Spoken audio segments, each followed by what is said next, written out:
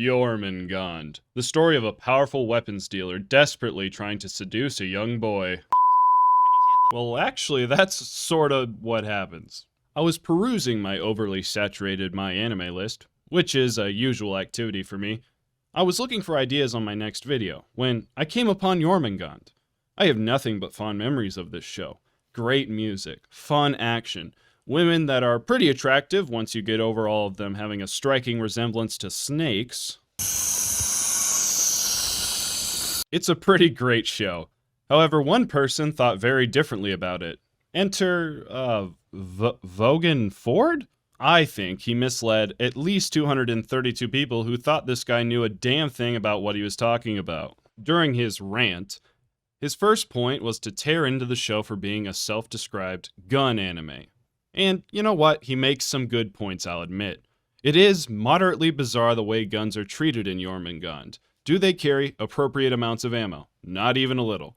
Do they appropriately name most of the firearms? No. You got me there too. However, let me offer a rebuttal, dear sir. Who the hell cares? Look, I get it. I'm an American. I'm a gun guy. Do you see me giving a damn? I understand a minor nitpick about realism in your standard live-action Hollywood movie, but this is anime, damn it! The original manga was written by this guy, likely living in his basement, in Japan. This is important because Japan is a country where unfortunately guns have been demonized and banned. The reason so few animes have a focus on guns, and for that matter, get them perfectly correct in their media, is because their culture prefers jousting in the street with rapiers.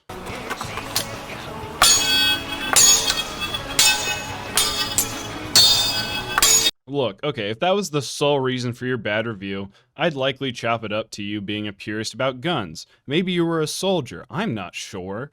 But Mr. Vaughan-Ford goes a few steps further, not only hating on the gunfights.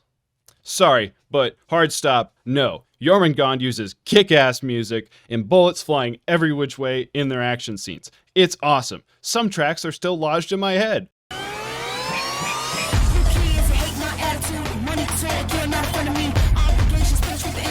His next point states that not only is the writing atrocious, which it isn't, but he also states that the females are otaku bait. I take personal offense to that. Not all of us are degenerates who only love 2D women.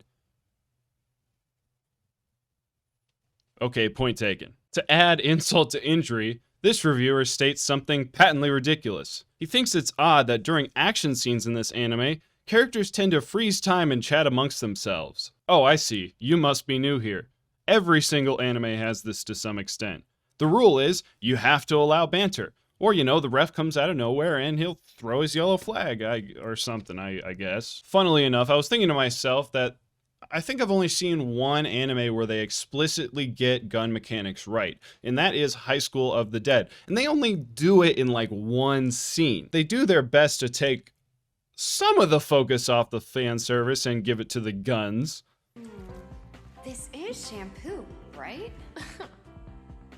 Good God, you're gigantic. I was also reminded, grabbing that clip, that Japan loves to sort of bring in political comedy from America. Who is she? Sarah fucking Palin? I don't think it's an accident, this reviewer stated, the one show that to my knowledge gets guns right. He then states that if you lose to what High School of the Dead is really all about, boobies and panties, then you're not doing well. Sorry, brother, but you're just plain wrong. Jormungand makes High School of the Dead seem very dense. Which, High School of the Dead is an entertaining show, but it's pretty dense. Now we can forget about Mr. Vaughan-Ford, and I'll give you a very clear review of Jormungand.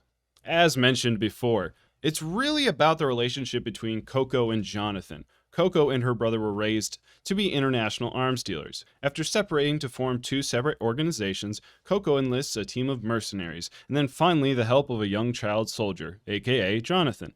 Amidst the pursuing action, it's clear that Coco just wanted a friend in this crazy world filled with killing and barbarism.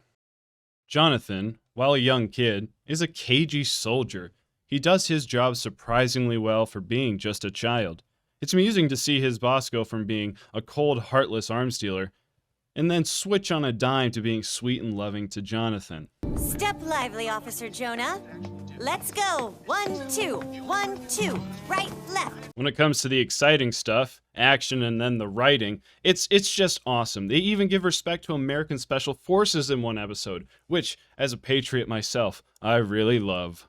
Anyway, taking an elitist view on anime is fine. Geez, even I do it if we're talking about Attack on Titan or the manga Berserk. The difference is I back it up with facts and logic, devoid of emotion, which such things don't care about. The whole thing was ridiculous. Ooh, all right. That was long and arduous. Look, if you like my content here on this channel, you should go check out the breakdown I did of Devilman Crybaby and Future Diary. I loved both those as well. So if you like what I do here, please like and subscribe. With that being said, thank you for watching.